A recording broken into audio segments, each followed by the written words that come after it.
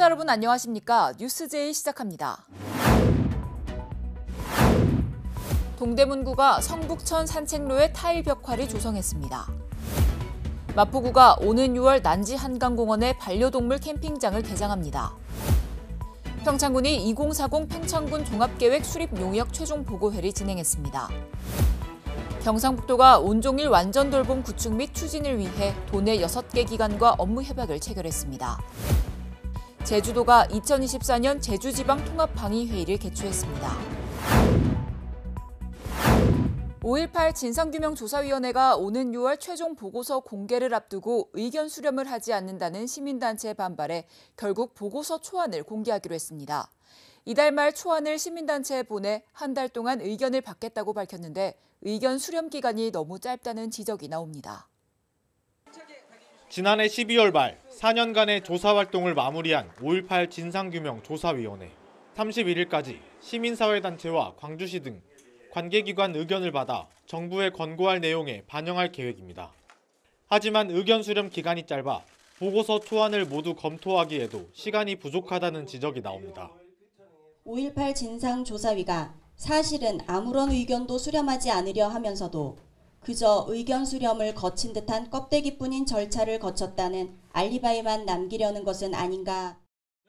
조사위 활동이 직권사건 21건 중 6건을 진상규명 불능으로 의결한 채 마무리되면서 아쉬움을 남겼습니다.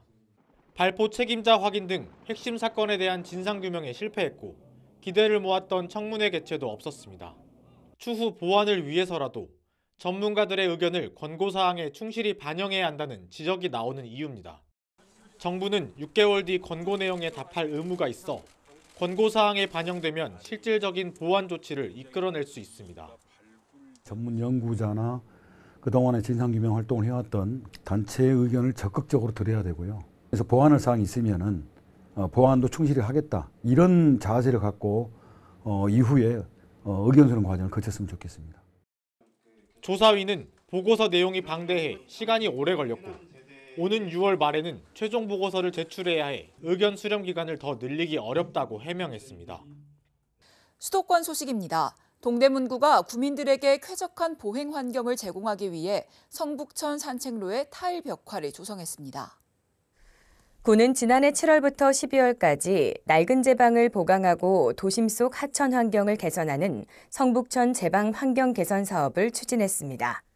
사업 위치는 성북천 안암대교와 안암 2교 사이로 기존에 어둡고 단조로웠던 구간을 꿈과 희망을 담은 벽화로 정비해 하천 경관을 개선했습니다. 타일 벽화는 행복을 여는 동대문구 슬로건에 걸맞게 행복을 테마로 무지개와 구름이 어우러진 활동적이고 역동적인 그림으로 꾸며졌습니다. 벽화는 오랫동안 유지될 수 있는 자기질 타일로 야간에는 경관 조명을 활용해 산책길을 밝히게 됩니다. 구는 성북천의 타일 벽화 조성으로 산책하는 주민들에게 쾌적한 보행 환경을 제공하게 됐다고 밝히고 앞으로도 걷기 좋은 도시 동대문구를 목표로 안전하고 깨끗한 거리 조성을 위해 최선을 다하겠다고 밝혔습니다. 동대문구가 음식물 쓰레기를 줄이기 위해 관내 공동주택에 RFID 종량기 설치를 지원하고 있습니다. RFID 종량기는 사용자가 세대별 전자카드를 활용해 무게에 따라 버린 만큼 수수료를 지불하는 방식으로 운영되며 음식물 쓰레기 감소, 오염수 및 악취 저감, 쓰레기장 미관 개선 등의 효과가 있습니다. 구는 RFID 종량기를 설치하기 시작한 2015년 이후 지속적인 종량기 보급을 통해서 2024년 현재 총 5만 107세대에 688대의 RFID 종량기를 설치했습니다. 종량기 설치로 2015년 대비 음식물 쓰레기 발생량이 연 6,678톤, 약 19.7%가 감소했습니다. 구는 3월부터 RFID 종량기 설치 공동주택 단지를 선착순 모집할 예정이며 예산 8,400만 원을 들여 총 40대의 종량기 설치를 지원할 예정입니다. 마포구가 모 부동산 업체의 분석 결과 서울자치구 폐쇄권 1위를 차지했는데요. 오는 6월 2,800제곱미터가 넘는 반려동물 캠핑장을 난지 한강지구에 조성합니다. 단순 반려견 놀이터에서 한 단계 더 나아가 다양한 시설들을 설치할 계획인데요. 자세한 소식 전해드립니다. 지난 조사에서 폐쇄권 1위를 차지한 마포구가 오는 6월 난지 한강공원에 2,800여 제곱미터 규모의 반려동물 캠핑장을 개장합니다. 이번에 조성되는 반려동물 캠핑장은 기존의 반려견 놀이터에서 한 단계 더 나아가 다양한 여가 문화 활동과 반려동물 특화 서비스에 초점을 맞췄습니다. 캠핑장은 반려동물의 안전을 위해 대형견과 소형견을 분리한 놀이시설과 음수대, 반려동물 용품 편의점, 반려동물 행동 상담실 등을 함께 운영합니다. 아울러 반려인과 반려동물이 함께 한강 조망을 즐기며 캠핑을 할 수 있도록 캠핑 데크가 설치됩니다. 또 하절기엔 반려동물 물놀이장을 운영하는 등 다양한 이벤트 시설을 마련할 계획입니다. 자동차 전문 정비사업조합 마포구지회가 제25회 정기총회를 가졌습니다. 지난 21일 마포구 상암동에서 제25회 자동차 전문 정비사업조합 정기총회가 개최됐습니다. 서울시 자동차 전문 정비사업조합 마포구지회가 주최한 이번 정기총회는 오후 7시 개회선언으로 시작해 표창장 시상, 개회사와 축사를 거쳐 조합이사장의 격려사로 마무리됐습니다. 이날 정기총회는 박강수 마포구청장을 포함한 구의장, 국회의원, 구의원과 조합 관계자 등 120여 명이 참석한 가운데 진행됐습니다. 박강수 마포구청장은 우수 자동차 정비사업자 2명에게 구청장 표창을 친수하고 축하의 말을 전했습니다.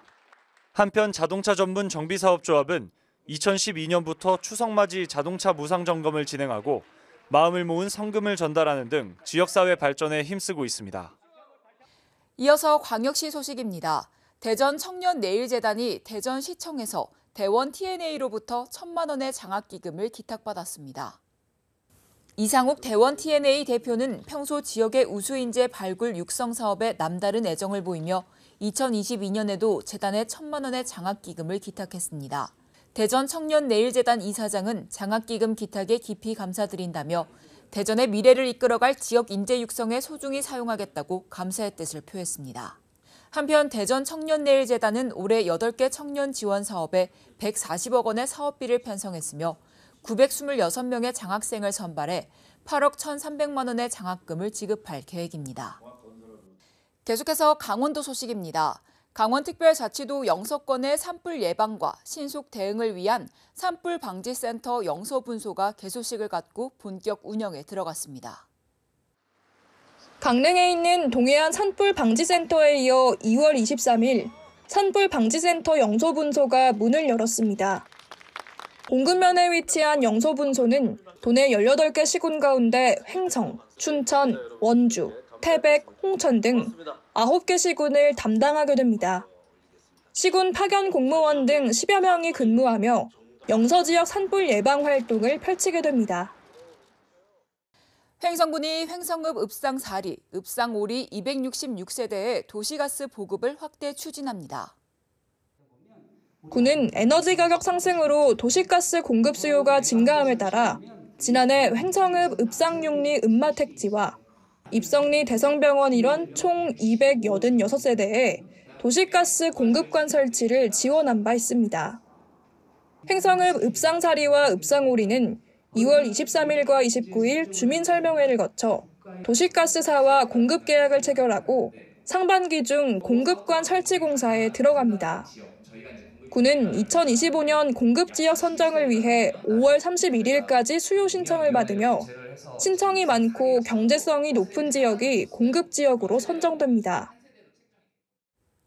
평창군이 2040 평창군 종합계획 수립 용역 최종 보고회를 가졌습니다. 본 용역은 향후 20년의 평창군 미래 비전과 차별화된 발전 전략을 제시하고 핵심 사업을 발굴하기 위해 실시됐습니다. 이번 최종 보고회에서는 내생적 자립도시, 친환경 정주도시, 글로벌 겨울도시, 포용적 만족도시 4대 핵심 가치와 고령시대 글로벌 바이오 식품 산업 등 5대 추진 전략을 제시했습니다. 특히 국제 동계 스포츠 도시, 그린바이오 공동체 농산업 도시를 목표로 생활인구 1일 6만 명 시대를 열어 지방 소멸을 극복하는 평창만의 특화 전략도 제시했습니다. 군은 이 계획들을 통해 국민 모두가 행복한 더 특별한 평창을 만들기 위해 적극 노력하겠다고 전했습니다.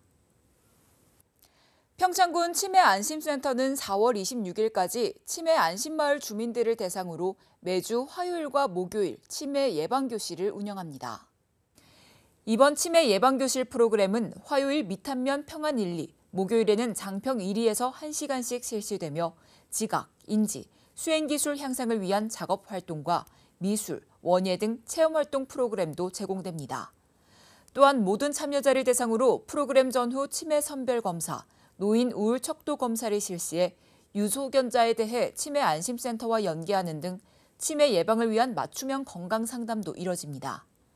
치매 안심센터는 치매 환자와 가족, 나아가 이웃 주민 모두가 안전하고 행복하게 지역에서 살아갈 수 있는 치매 친화적인 환경 조성을 위해 최선을 다하겠다고 밝혔습니다.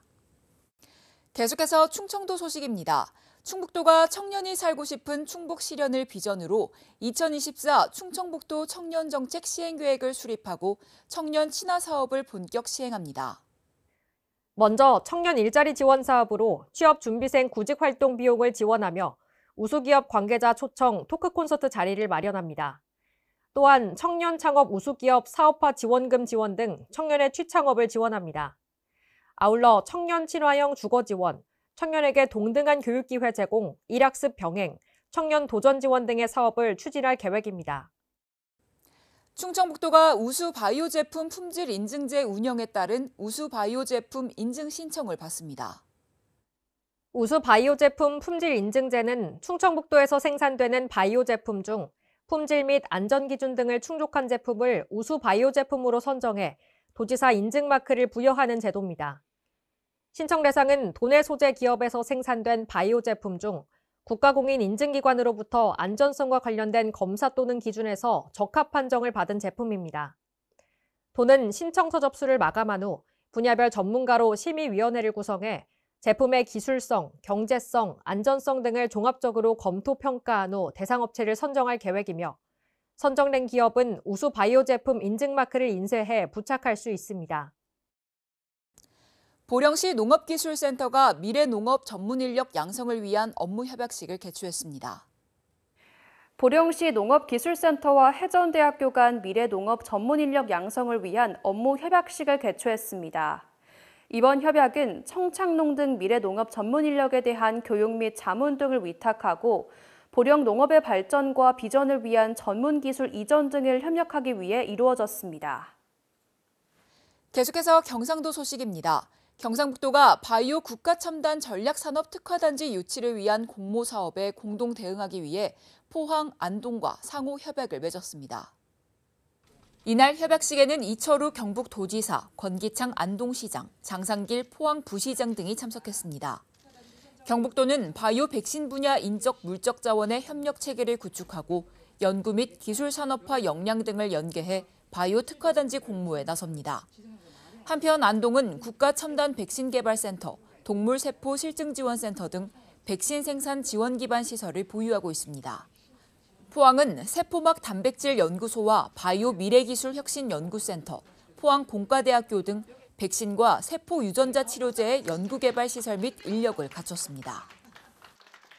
경상북도가 경북형 새늘봄 모델인 온종일 완전 돌봄 구축 및 추진을 위해 도내 6개 기관과 업무 협약을 체결했습니다. 협약식에는 경북도지사, 경북교육감, 경북도립대학교 총장 등이 참석했습니다. 이번 협약을 통해 온종일 완전 돌봄의 성공적 이행을 위한 지속적인 정책 협력 및 기업 환경 조성, 저출생 극복 공감 확산을 위한 홍보 및 인식 개선, K저출생 극복 모델 구축 및 전국 확산 등에 공동 노력하기로 했습니다. 이어서 광주 전남 소식입니다. 목포 시내버스가 17년 만에 전면 개편된 노선으로 시범 운행을 시작했습니다. 시행 첫날이라 이용객들이 많은 혼란과 불편을 겪었습니다. 다음 주부터 새 학기가 시작되는 만큼 꼼꼼한 보완이 필요해 보입니다. 목포 시내버스가 이용객 빅데이터를 근간으로 17년 만에 노선을 전면 개편하고 시범 운행을 시작했습니다. 기존 14개 노선을 8개 노선으로 줄였고 외곽을 순환하는 공공형 낭만버스 3개 노선은 운행 횟수를 늘렸습니다. 특히 재정 부담이 많은 무안과 영암, 시계의 노선은 운행 대수가 50%나 감축됐습니다. 모안군은 손실 분담금의 일부인 10억을 분담하기로 하였고요. 향후 우리 모안군과 또 영안군과 협의를 통해서 또 전라남도의 중재 속에서 지역민들의 교통 불편이 최소화될 수 있도록 더 지속적으로 협의해 나가도록 하겠습니다. 목포시는 2인 1조로 하루 240명의 직원을 주요 환승 정류장 60곳에 배치해 안내 도우미 활동을 하고 있습니다. 박홍률 목포시장도 출근길 버스를 타고 승객들의 애로사항을 청취하는 등 현장 점검에 나섰습니다. 이 같은 활동에도 불구하고 노선 번호와 정류소 위치, 폐차 간격 등이 바뀌면서 이용객들은 불편을 겪었습니다. 연산로 가는데 몇 번 간지도 모르고 지금 찾고 있어요. 나만 그런 것이 아니라 다 불편하다고 해요. 지금 너무너무 이것이 헷갈려서. 기존 사업자가 손을 떼면서 지난해 7월부터 시내버스 운영을 모두 떠맡게 된 목포시. 공영제를 목표로 시내버스 전면 개편 카드를 빼든 목포시가 운영비 절감과 이용객 편의 증진이라는 두 마리의 토끼를 잡을 수 있을지 관심입니다. 며칠째 궂은 날씨가 이어지면서 도로가 손상돼 발생하는 이른바 포트홀 사고가 잇따르고 있습니다. 지자체가 긴급 복구에 나섰지만 한 달 새 수천 건의 민원이 접수되는 등 시민들의 불편이 계속되고 있습니다. 타이어가 손상된 승용차가 갓길에 멈춰섰습니다. 또 다른 차량은 타이어가 찢어졌고 바퀴가 휘어지기도 했습니다. 광주에서는 20건이 넘는 포트홀 관련 사고가 발생했습니다. 비가 내리는 궂은 날씨가 이어지면서 도로 곳곳에 빗물이 고였고 포트홀 크기도 점점 커지고 있습니다. 지난달 25일부터 어제까지 접수된 포트홀 관련 민원은 3,500건이 넘습니다. 이 중 사고를 당했다는 민원도 900여 건에 달합니다. 광주시 도로가 전반적으로 보수주기 6년을 도과해서 이제 노후화된 것이 주된 원인이고요. 지금 1월 대설 이후에 이제 최근에 강우도 계속 지속되고 있는데요. 그 이후로 보면 저희가 포트홀이 한 7천여 건 지금 보수하고 있습니다. 광주시는 정비 비용 76억 원의 추가 예산을 확보해 포트홀이 집중된 18개 도로에 재포장 공사를 진행할 계획입니다. 광주의 임대아파트 곳곳에서 입주민들의 피해가 속출하고 있습니다. 임대 사업자가 내지 못한 주택보증보험료를 대신 내거나 계약일을 코앞에 두고 거액의 보증금 인상을 통보받는 등 입주민들의 불안과 불만이 커지고 있습니다. 광주 북구의 한 임대아파트. 엘리베이터 안에 임대보증보험 가입을 서두르라는 지자체의 공문이 붙었습니다. 임대사업자가 지난해 9월부터 내지 못한 임대보증보험료를 입주민들이 대신 부담해야 할 처지입니다. 1년치 보증보험료는 100만 원이 넘습니다. 당연히 임대인이 갱신해야 할 허그 보증료도 전혀 부담하지 않아서 입주민이 임대인이 부담해야 될 부분까지 따마다 전액 부담해야 될 상황이고 금액으로 하면 대략 한 120만 원 정도 되고요. 심지어 이사를 가려면 새로운 입주자를 구해야 한다는 부당한 약정까지 있어 제때 나갈 수 있을지 불안하기만 합니다. 입주에 살다가 전출할 경우 새로운 임차인을 구해놓고 나가라고 되어 있고 그래서 실질적으로 거주할 기간을 8년으로 강요하는 내용입니다. 광주 농성동의 또 다른 임대아파트에서도 입주자들은 황당한 일을 겪어야 했습니다. 해당 아파트의 임대사업자는 계약갱신을 불과 한 달도 남기지 않고 보증금 약 1,000만 원을 올리겠다고 공지했습니다. 한 달도 안 되는 기간에 목돈을 구해야 하는 거주자들은 발등에 불이 떨어졌습니다. 이런 피해를 막기 위해 임대사업자는 계약 만료 2개월 전에 변경된 조건을 입주자에게 통보하도록 규정되어 있습니다. 한 달도 남지 않는 시간 동안 1,000만 원 가까운 금액을 마련하는 게 말이 되냐. 단체로 내용 증명을 그냥 상황이고요. 거기에 대한 명확한 답변도 없는 상태이고 갱신이 얼마 남지 않은 시점인데 어떻게 해야 할지 막막한 상황입니다. 임대사업자 측은 통보 시기를 놓쳤을 뿐이라며 반발하는 세대에 대해서는 내년부터 2년간 임대보증금을 인상하겠다는 입장입니다. 임대사업자의 횡포로 입주민들에게 쉼터가 돼야 할 보금자리가 오히려 불안과 고통을 주고 있습니다. 소록도는 일제가 한센인들을 강제 수용했던 아픔을 간직한 고흥의 작은 섬입니다. 지난 2009년 소록대교가 개통한 뒤 해마다 수십만 명이 찾아오는 명소가 됐지만 코로나19의 대유행으로 출입이 통제됐었는데요. 코로나19가 끝나고 4년 만에 다시 문을 연 소록도를 자세히 전해드립니다. 고흥반도 넘어 다리 하나를 건너면 나오는 작은 섬 하나. 어린 사슴을 닮았다 해 이름 붙여진 소록도입니다. 지난 2009년 소록대교 개통 이후 연간 30만 명이 넘게 찾아왔지만 지난 2020년 코로나로 외부인의 출입이 통제됐습니다. 일제강점기 때 감염병의 하나인 한센병에 걸린 환자들을 강제 격리했던 아픔이 담긴 역사적 장소이기도 한 소록도. 소록도에는 한센인들이 겪은 애환의 역사가 서려 있습니다. 한센병 박물관에서는 한센병을 앓은 주민들의 흔적이 담겨 있습니다. 40년 넘게 한센인을 돌본 소록도 천사 마리안느와 지난해 선종한 마가렛 간호사의 숭고한 희생정신은 섬 곳곳에 깊이 배어 있습니다. 중앙공원에서는 동백과 매화 등 500여 종의 식물과 아름다운 남해의 바닷바람을 느낄 수 있습니다. 한때 6천 명 넘는 한센인들이 소록도에 살았지만 현재는 한센병을 극복한 주민 360여 명만이 소록도를 지키고 있습니다. 이들은 4년 만에 찾아온 손님들을 반기면서 소록도를 단순히 관광지로 바라보지 말아달라고 당부합니다. 관광지라고 생각하지 마시고 우리 어른들이 어렵게 힘들게 일궈오는 땅이라고 생각하시고 역사를 배워가는 그런 자리가 되었으면 좋겠습니다. 문을 열었다는 소식에 벌써부터 전국 각지에서 역사의 흔적을 찾는 발길이 이어집니다. 너무 아름다워요. 생각 이외로 아름답다는 소리는 듣긴 들었는데 너무 아름다워가지고 계속 감탄하면서 왔거든요. 근데 너무 슬픈 역사가 있어서 아름다우면서 동시에 가슴이 너무. 치유와 희망을 상징하는 땅으로 거듭난 소록도가 다시 시민의 곁으로 돌아왔습니다. 여수시 스타기업으로 선정되고 성장한 중소기업 4개사가 저소득과 취약계층을 위해 3,300만 원 상당의 기부금을 전달했습니다. 기부를 한 4개사는 승진 엔지니어링과 용호 기계기술, 동명산업과 태화산업으로 2019년부터 2021년 사이에 전남 스타기업으로 성장한 기업 4개사입니다. 지역사회에 공헌하고 싶은 마음을 담아 스타기업 4개사에서 기부한 총 3,300만 원의 기부금은 여수시 지역사회보장협의체에 전달됐으며 지역 내 취약계층을 위해 사용됩니다.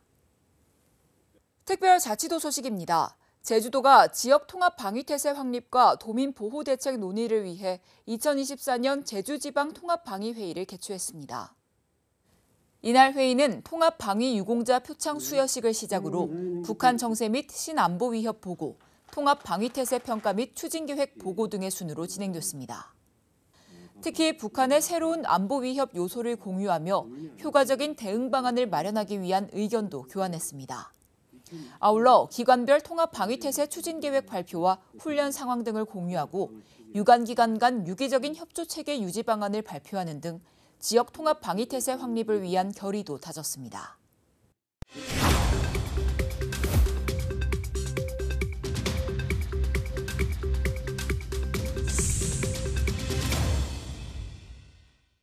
한 주간의 행사 소식을 전해드리는 클릭 행사톡톡 시간입니다.